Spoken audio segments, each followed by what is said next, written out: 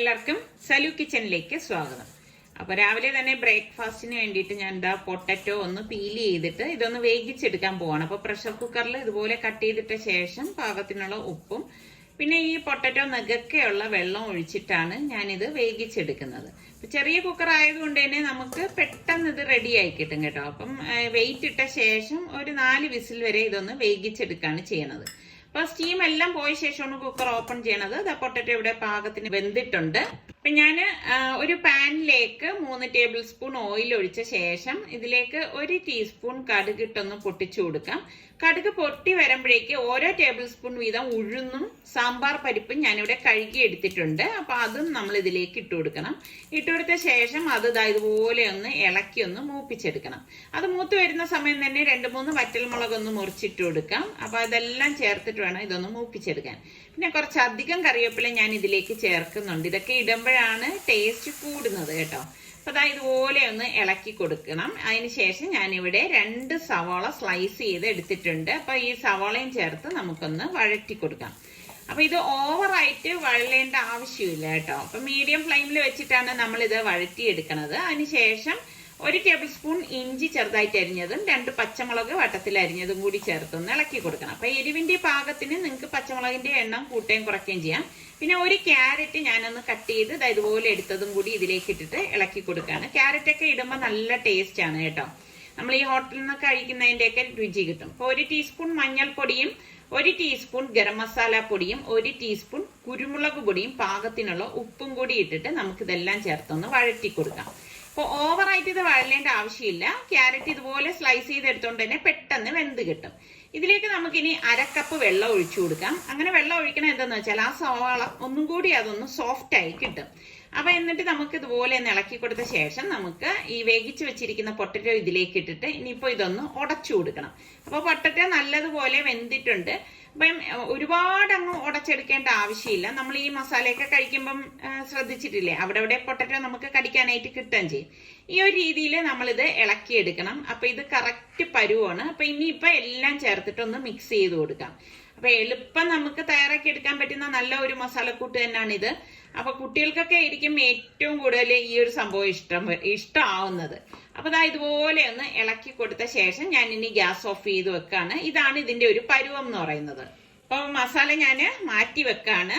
ഈ സമയം കൊണ്ട് നമുക്ക് ചട്നി തയ്യാറാക്കാം. അപ്പൊ ഞാൻ മിക്സിയുടെ ജാറിലേക്ക് 2 കൈപ്പിടി തേങ്ങയും ഒരു ചെറിയ പീസ് ഇഞ്ചിയും ഒരു 4 എരിവുള്ള പച്ചമുളക് 2 ചുവന്നുള്ളി പിന്നെ കുറച്ചധികം മല്ലിയില ഇത് ഇത്രയും കൂടി ഇട്ട് കൊടുക്കാണ്. ഇതോടൊപ്പം തന്നെ പാകത്തിനുള്ള ഉപ്പും 2 ടേബിൾ സ്പൂണോളം വലിയ സ്പൂണാണ് എടുത്തിരിക്കുന്നത് തൈര്, നല്ല കട്ടിയുള്ള തൈരും കൂടി ചേർത്ത് നമുക്കിതൊന്ന് അടിച്ചെടുക്കാം. ഒട്ടും വെള്ളം ചേർക്കേണ്ട ആവശ്യമില്ല.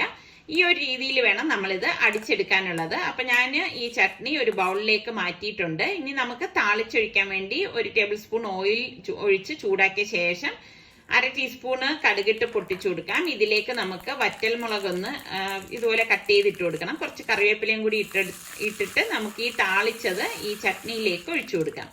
അപ്പം പെട്ടെന്ന് തയ്യാറാക്കി എടുക്കാൻ പറ്റുന്ന നല്ല ഒരു ചട്നി തന്നെയാണ്. ചട്നി തന്നെ ഒരുപാട് വെറൈറ്റി ചട്നി ഞാൻ ഇതിനു മുൻപ് കാണിച്ചിട്ടുണ്ട് കേട്ടോ. അപ്പൊ നിങ്ങൾ സലു കിച്ചൻ ചട്നി എന്നൊക്കെ പറഞ്ഞ് സെർച്ച് ചെയ്താൽ നിങ്ങൾക്ക് കിട്ടുന്നതാണ്. ദോശ ഉണ്ടാക്കാൻ വേണ്ടി പാനിലേക്ക് കുറച്ച് വെള്ളം ഒഴിച്ചൊന്ന് സ്പ്രിങ്കിൾ ചെയ്തിട്ട് നമുക്ക് ദോശ മാവ് ഇതിലേക്ക് കോരി ഒഴിച്ച് ചുറ്റിച്ചു കൊടുക്കാം. അങ്ങനെ വെള്ളം സ്പ്രിങ്കിൾ ചെയ്യണം എന്തെന്ന് വെച്ചാൽ ഈ പാനിന്റെ ചൂടൊന്ന് ക്രമീകരിച്ചതാണ്. അപ്പൊ അത്യാവശ്യം നല്ല ഒരു പരുവത്തിനുള്ള ചൂടുണ്ടെങ്കിൽ നല്ല രീതിയിൽ നമുക്ക് ദോശ ഇതുപോലെ ചുറ്റിച്ചെടുക്കാൻ പറ്റത്തുള്ളൂ. അപ്പൊ വലിയ പാൻ ആയതുകൊണ്ട് തന്നെ നമുക്ക് വലിയ ദോശ ഉണ്ടാക്കിയെടുക്കാൻ പറ്റും. ഇതിലേക്ക് നമുക്ക് നെയ്യൊന്ന് ബ്രഷ് ചെയ്ത് കൊടുക്കാം. നെയ്യൊക്കെ ബ്രഷ് ചെയ്തിട്ട് എടുക്കുമ്പോഴാണ് അതിന്റെ ഒരു ടേസ്റ്റ് ഇരിക്കുന്നത് കേട്ടോ. അപ്പൊ ദോശ പെട്ടെന്ന് തന്നെ റെഡിയായി കിട്ടും. അതിനുശേഷം നമുക്ക് ഈ ഉണ്ടാക്കി വെച്ചിരിക്കുന്ന മസാല ഇതുപോലെ ഞാൻ സെന്ററിലേക്ക് വെച്ചിട്ട് നമുക്ക് ഇഷ്ടമുള്ള രീതിയിൽ ഇതിനെ ഫോൾഡ് ചെയ്തെടുക്കാം കേട്ടോ. ഇന്നിപ്പോ ഞാൻ ഇതിനെ ഒന്ന് ത്രികോണാകൃതിയിലാണ് ഒന്ന് ഫോൾഡ് ചെയ്ത് എടുക്കാനായിട്ട് പോണത്. ഇതൊക്കെ കുട്ടികളുടെ ഇഷ്ടത്തിനനുസരിച്ച് നമുക്ക് ഇതിലൊക്കെ ഫോൾഡിങ്ങിലൊക്കെ മാറ്റങ്ങൾ വരുത്താവുന്നതാണ് കേട്ടോ. അപ്പൊ ഇതുപോലെ ഫോൾഡ് ചെയ്യാൻ എളുപ്പമാണ്. 2 സൈഡും ഇതുപോലെ ഒന്ന് ക്രോസ് ചെയ്തൊന്ന് ഫോൾഡ് ചെയ്തിട്ട് ഈ എഡ്ജ് ഒന്ന് വീണ്ടും ഒന്ന് ഫോൾഡ് ചെയ്തെടുത്താൽ മതി. അപ്പം പെട്ടെന്ന് നമുക്ക് ശരിക്കും പറഞ്ഞാൽ ഉണ്ടാക്കിയെടുക്കാൻ പറ്റുന്ന ഒരു മസാല ദോശ തന്നെയാണ്. അതുപോലെ തന്നെ ഈ ഒരു ദോശ കഴിക്കുമ്പോൾ തന്നെ വയറ് നല്ല ഫില്ലാവും കേട്ടോ. അപ്പൊ ദാ ഇത് ചൂടോടുകൂടി തന്നെ കഴിക്കണം, എങ്കിലാണ് ഇതിനൊക്കെ നല്ല ഒരു ടേസ്റ്റ് ഇരിക്കുന്നത്. അപ്പൊ ഈ മസാല ദോശയുടെ ഒപ്പം ഈ ഒരു ചട്നി മാത്രം മതി. ഇനി നിങ്ങൾക്ക് സാമ്പാറൊക്കെ ഇഷ്ടമുണ്ടെങ്കിൽ സാമ്പാറും കൂട്ടിയും കഴിക്കാവുന്നതാണ് കേട്ടോ. ഇന്നിപ്പോ ഞാൻ സാമ്പാറൊന്നും ഉണ്ടാക്കിയിട്ടില്ല, ഈ ഒരു രീതിയിൽ മാത്രമേ ഉണ്ടാക്കുന്നുള്ളൂ. ഇപ്പൊ ഞാൻ ബ്രേക്ക്ഫാസ്റ്റ് ആയാലും ലഞ്ച് ആയാലും എല്ലാം നമ്മളുടെ വീട്ടിൽ ഉണ്ടാക്കുന്ന ഐറ്റംസ് ആണ് പ്രസന്റ് ചെയ്ത് നിങ്ങളിലേക്കൊക്കെ എത്തിക്കുന്നത്. അല്ലാതെ കുക്കറി ഷോളിൽ കാണിക്കുന്ന മാതിരി അത്തരം വിഭവങ്ങൾ അല്ല ഞാൻ വീഡിയോയിലൊന്നും ഉൾപ്പെടുത്തുന്നത്. അപ്പൊ ഇതൊക്കെ ആകുമ്പോഴേക്കും എല്ലാവർക്കും വീട്ടിലെല്ലാ ഐറ്റംസ് തന്നെ ആയിരിക്കും, നിങ്ങൾക്ക് എല്ലാവർക്കും ഉണ്ടാക്കി എടുക്കാനും പറ്റുന്നതായിരിക്കുമല്ലോ. അപ്പൊ നിങ്ങൾ എന്തായാലും സിമ്പിൾ ആണെങ്കിലും നിങ്ങൾ ട്രൈ ചെയ്ത് നോക്കിയ ശേഷം മാത്രം ഫീഡ്ബാക്ക് തന്നാൽ മതി കേട്ടോ. ഞാൻ എപ്പോഴും പറയും, നിങ്ങൾ ഉണ്ടാക്കി നോക്കിയ ശേഷം ഫീഡ്ബാക്ക് തരുന്നതായിരിക്കും എനിക്കും നല്ലത്. അപ്പൊ ഇതാണ് നമ്മളുടെ ഇന്നത്തെ ബ്രേക്ക്ഫാസ്റ്റ് എന്ന് പറയുന്നത്. ഞാൻ ഓൺലൈനിൽ കുറച്ച് ഐറ്റംസ് ഒക്കെ ഓർഡർ കൊടുത്തിട്ടുണ്ടായിരുന്നു. അപ്പൊ ഇത് കണ്ടോ, ഇത് ഐക്യയിലേതാണ് കേട്ടോ. അപ്പൊ ഇത് ഞാൻ ഐക്യ പോയപ്പം വാങ്ങിക്കണം എന്ന് കരുതി ഇരുന്നതാണ്, പക്ഷെ ഞാൻ വിട്ടുപോയി. സാധനം എടുത്തു വന്നപ്പോ ഇത് എടുക്കാൻ വിട്ടുപോയി. അങ്ങനെ ഇവിടെ വന്ന ശേഷമാണ് ഞാൻ ഓർഡർ കൊടുത്തത്. ഇത് കണ്ടോ, സംഭവം ഇത്രയേ ഉള്ളൂ, പക്ഷെ അവര് അതിൽ ഇൻസ്ട്രക്ഷൻ ഒക്കെ തന്നിട്ടുണ്ട്, അതനുസരിച്ച് നമ്മൾ ചെയ്താൽ മതി. ഇത് എക്സ്പാൻഡ് ചെയ്തെടുക്കുന്ന പ്ലേറ്റ് ഹോൾഡർ ആണ് കേട്ടോ. നമ്മളുടെ ഇഷ്ടത്തിനനുസരിച്ച് വലുതാക്കുകയും ചെറുതാക്കുകയും ഒക്കെ ചെയ്യാം. നല്ല യൂസ്ഫുൾ ആയിട്ടുള്ള ഒരു ഐറ്റം ആണ് കേട്ടോ ഇത്. അപ്പൊ അതാ കണ്ട, നമുക്ക് എത്രയാണെന്ന് വെച്ചാൽ അതിനനുസരിച്ച് നമുക്ക് ഇത് വെച്ച ശേഷം, അതായത് നമുക്ക് സ്ഥലം പരിമിതി ഉള്ളിടത്തൊക്കെ ഇത് യൂസ് ചെയ്യാൻ വളരെ ഉപകാരപ്രദമായ സംഭവമാണ്. അതുപോലെ തന്നെ ഇത് ഈ ഒരു റാക്കും എനിക്ക് ഭയങ്കര ഇഷ്ടപ്പെട്ടു. കാരണം ഇത് ഞാൻ കട്ടിംഗ് ബോർഡൊക്കെ വെക്കാൻ വേണ്ടിയിട്ട് വാങ്ങിച്ചതാണ്. ഇതാവുമ്പം സൗകര്യമായിട്ട് നമുക്ക് ഇതിലേക്ക് കട്ടിംഗ് ബോർഡ് ഈസി ആയിട്ട് വെക്കാനായിട്ട് പറ്റും. കണ്ടോ, ആ ഒരു ഡിസ്റ്റൻസ് ഉള്ളത് കൊണ്ട് തന്നെ ഇങ്ങോട്ട് മറിഞ്ഞ് വീഴുകയോ ഒന്നും ചെയ്യത്തില്ല. ഇത് കണ്ടോ, ഇതുപോലെ നമുക്ക് അടുക്കി വെക്കാൻ സാധിക്കും. അപ്പൊ അത്രയും സ്പേസ് നമുക്ക് ലാഭിക്കുകയും ചെയ്യാം. അപ്പൊ ഇങ്ങനെയൊക്കെയുള്ള ഐറ്റംസ് ഒക്കെ എനിക്ക് ഭയങ്കര ഇഷ്ടമാണ് കേട്ടോ. അപ്പൊ ഇതുപോലെയുള്ളത് ഇപ്പൊ ആർക്കാണെങ്കിലും നല്ല യൂസ്ഫുൾ ആണ്. ഇപ്പൊ പ്ലേറ്റ്സ് ഒക്കെ ആണെങ്കിൽ ഇതാ കണ്ടോ, നമ്മളിങ്ങനെ അടുക്കി വെക്കുന്നത് കൊണ്ടും എന്തുകൊണ്ടും നല്ലതാണ്. ഇപ്പൊ പെട്ടെന്ന് ഉപയോഗിക്കാത്തതൊക്കെ ആണെങ്കിൽ ഒരു സൈഡിലേക്ക് നമുക്ക് ഇതുപോലെ അങ്ങ് വെച്ച് കഴിഞ്ഞാൽ അത് അവിടെ ഇരുന്നോളൂ. ഉച്ചത്തേക്ക് വേണ്ടിയിട്ട് ഞാൻ ഇവിടെ 1 കിലോ ചിക്കൻ നന്നായിട്ട് കഴുകി ഡ്രെയിൻ ചെയ്തതിലേക്ക് 1 ടേബിൾ സ്പൂൺ നാരങ്ങ നീരും, 1/2 കപ്പ് അധികം പുളിപ്പില്ലാത്ത തൈരും, പിന്നെ നമുക്ക് പാകത്തിനുള്ള ഉപ്പും കൂടി ഇട്ട ശേഷം നമുക്കിത് നന്നായിട്ടൊന്ന് മിക്സ് ചെയ്ത് കൊടുക്കാം. അപ്പൊ തൈരും നാരങ്ങ നീരും വേണമെന്ന് പലർക്കും സംശയം ഉണ്ടാവും. രണ്ടും വേണം കേട്ടോ, എങ്കിലേ നല്ല ഒരു ടേസ്റ്റ് ഉണ്ടാവത്തുള്ളൂ. അപ്പൊ ഇതുപോലെ ഒന്ന് മിക്സ് ചെയ്ത് കൊടുത്ത ശേഷം ഇനി ഇതിലേക്ക് നമുക്ക് പൊടികൾ ചേർത്ത് കൊടുക്കാം. 1/2 ടീസ്പൂൺ ചെറിയ ജീരകത്തിന്റെ പൊടിയും, അതായത് cumin seed powder, 1/4 teaspoon garam masala പൊടിയും, 2 ടേബിൾ സ്പൂൺ കാശ്മീരി ചില്ലി പൗഡറും. നിങ്ങൾക്ക് എരിവ് കൂടുതൽ വേണമെങ്കിൽ ചില്ലി പൗഡറിന്റെ അളവ് കൂട്ടി കൊടുക്കാം. 1 ടേബിൾ സ്പൂൺ ഇഞ്ചി വെളുത്തുള്ളി പേസ്റ്റും, പിന്നെ നമുക്ക് 1 ടേബിൾ സ്പൂണോളം ഓയിൽ ഒഴിച്ചു കൊടുക്കണം. ഏത് ഓയിൽ വേണമെങ്കിലും നമുക്ക് ഇതിലേക്ക് ഒഴിച്ചു കൊടുക്കാം. ഇനി എല്ലാം ചേർത്ത് നല്ലതുപോലെ ഒന്ന് മിക്സ് ചെയ്ത് കൊടുക്കാം. അപ്പൊ നല്ലതുപോലെ മിക്സ് ചെയ്ത ശേഷം കുറഞ്ഞത് ഒരു 1/2 മണിക്കൂറെങ്കിലും ഇത് മസാല പിടിക്കാനായിട്ട് മാറ്റി വെക്കുന്നതാണ് എപ്പോഴും നല്ലത് കേട്ടോ. അതുപോലെ തന്നെ നമ്മൾ ഇതുപോലെ മസാല പിടിക്കാനായിട്ട് ഇതുപോലെ 1/2 മണിക്കൂറാണെങ്കിൽ അത് ഫ്രിഡ്ജിൽ സൂക്ഷിക്കുന്നതാണ് എപ്പോഴും നല്ലത്. അപ്പൊ പെട്ടെന്ന് അതിൽ മസാല പിടിച്ചു കിട്ടും. അപ്പൊ ഇതുണ്ടാക്കാൻ വേണ്ടി ഞാൻ സെല്ല ബസ്മതി റൈസാണ് എടുത്തിരിക്കുന്നത്. 3 കപ്പ് റൈസാണ് ഞാൻ ഇവിടെ എടുത്തിരിക്കുന്നത്. അത് നന്നായിട്ട് കഴുകി കുറച്ചധികം വെള്ളം ഒഴിച്ച് അത് കുതിരാനായിട്ട് ഒരു 10 മിനിറ്റ് മാറ്റി വെക്കാം. അപ്പൊ ഞാൻ പ്രഷർ കുക്കറിലേക്ക് 3 ടേബിൾ സ്പൂണോളം ഓയിൽ ഒഴിച്ചു കൊടുക്കാണ്. ഇതിലേക്ക് നമ്മൾക്ക് ഈ മാരിനേറ്റ് ചെയ്ത് വെച്ചിരിക്കുന്ന ചിക്കൻ ഇതിലേക്ക് നിരത്തി വെച്ചു കൊടുത്തിട്ട് അതൊന്ന് ഫ്രൈ ആക്കി എടുക്കുകയാണ് ചെയ്യണത്. അപ്പൊ ഒരു സൈഡ് റെഡി ആകുമ്പോൾ പതുക്കെ ഒന്ന് മറിച്ചിട്ട് ഇതുപോലെ ഞാനൊന്ന് ഇളക്കി കൊടുക്കുകയാണ് ചെയ്യണത്.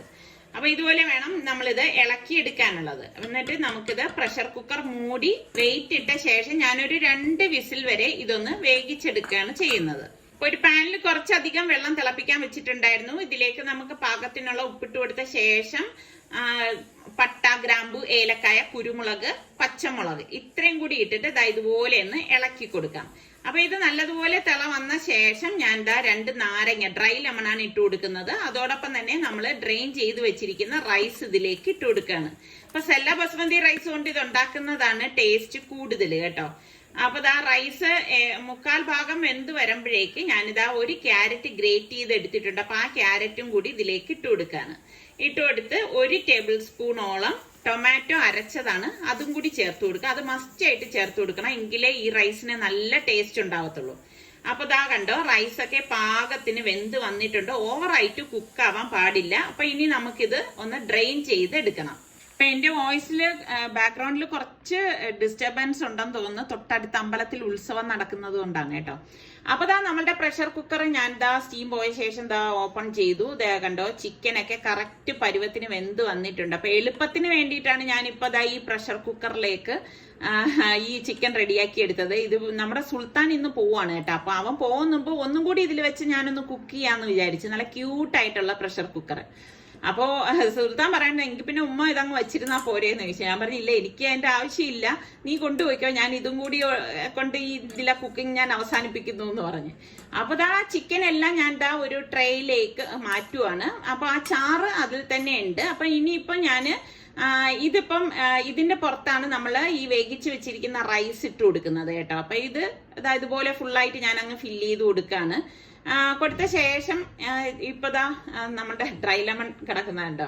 അപ്പൊ ബാക്കി റൈസ് ഞാൻ ഇതിലേക്ക് ഉൾപ്പെടുത്തുന്നില്ല. അപ്പൊ സുൽത്താന് ഇത് ഇഷ്ടമുള്ളത് കൊണ്ടാണ് അവന് വേണ്ടിയിട്ട് ഇത് തയ്യാറാക്കുന്നത്. ഇതിലേക്ക് നമുക്ക് ഈ ടൊമാറ്റോ അരച്ച് വെച്ചിരിക്കുന്നില്ലേ, അതിൽ നിന്ന് 2 ടേബിൾ സ്പൂൺ ഇതുപോലെ വെച്ചു കൊടുക്കണം കേട്ടോ.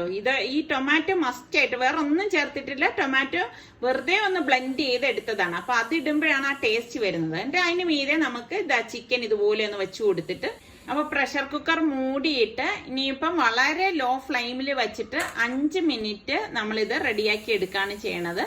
അപ്പൊ 5 മിനിറ്റിന് ശേഷം ഞാൻ കുക്കർ ഓപ്പൺ ചെയ്യാണ്. ഇനിയിപ്പോ നമ്മുടെ ഈ ഇരിക്കുന്ന ചിക്കനൊക്കെ ഞാൻ ഒരു ട്രേയിലേക്ക് മാറ്റുവാണ്.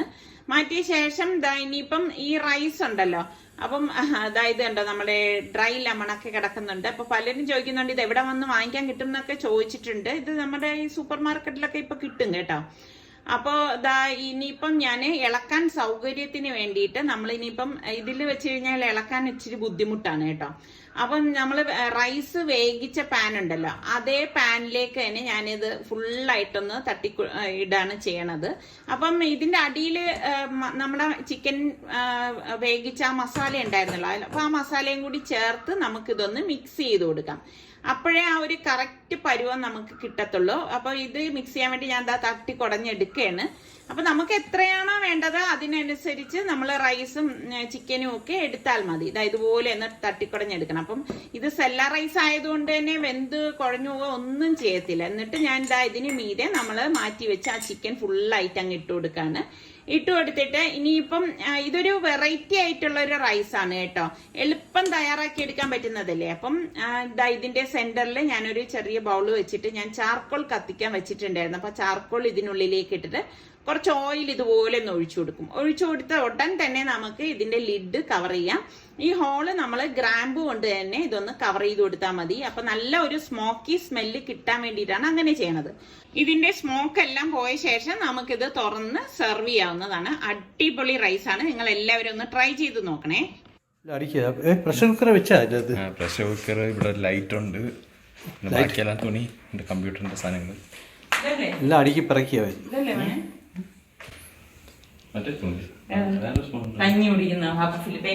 ഇങ്ങനത്തെ സ്പൂൺ വേറെ ഇതായിട്ടുണ്ട്.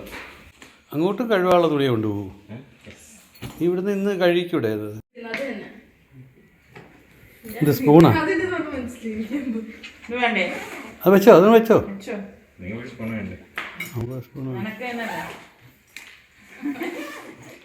അപ്പൊ സുൽത്താൻ 2 ആഴ്ചത്തേക്ക് വേണ്ടി വന്നതാണ്. അവൻ ട്രെയിനിങ് ഉള്ളത് കൊണ്ടാണ് വീട്ടില് വന്നത്.